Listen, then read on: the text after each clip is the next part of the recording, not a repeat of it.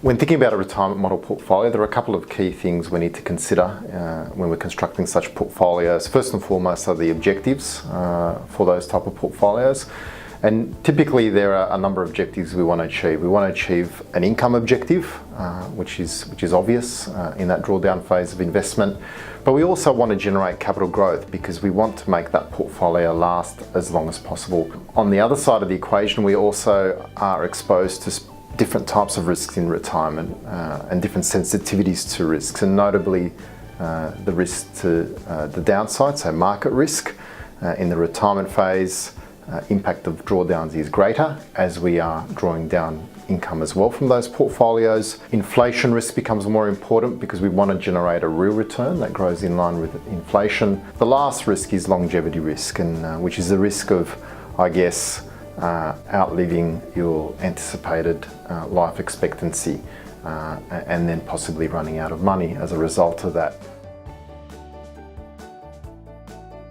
We believe that there are three key components within a portfolio that you should be considering in constructing a portfolio, and we certainly use these principles when we construct our retirement managed portfolios, which are our SMA portfolios focused on retirement.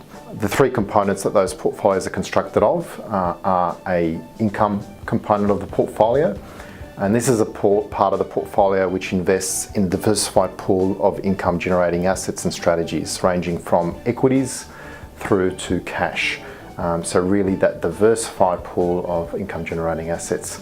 On the other side of the ledger, it's your growth assets. So if we go back to one of the objectives, you also need to grow capital as well. So grow that capital base, and hence we need an exposure to growth assets, namely equities. And then a very important part of the portfolio that we use is what we call the risk control part of the portfolio. So if we think about those risks, think about market risks, how do we limit drawdowns? Think about inflation risk, how do we protect against inflation? Then certainly things like diversification help in that, but furthermore, having specific allocation to investments that can help assist in managing those risks is important. So within that risk control part of the portfolio, we have exposure to assets and strategies such as variable beta strategies. So these may be equity strategies that can manage their allocation, for example, to cash in order to protect capital. We also use real return multi-asset strategies that look to generate a real return over time, at the same time smoothing returns on the downside. And finally, assets which naturally have an inflation hedge embedded within their structure. So things like infrastructure, for example. So the three components, using those three components, we construct our managed account portfolios for retirees.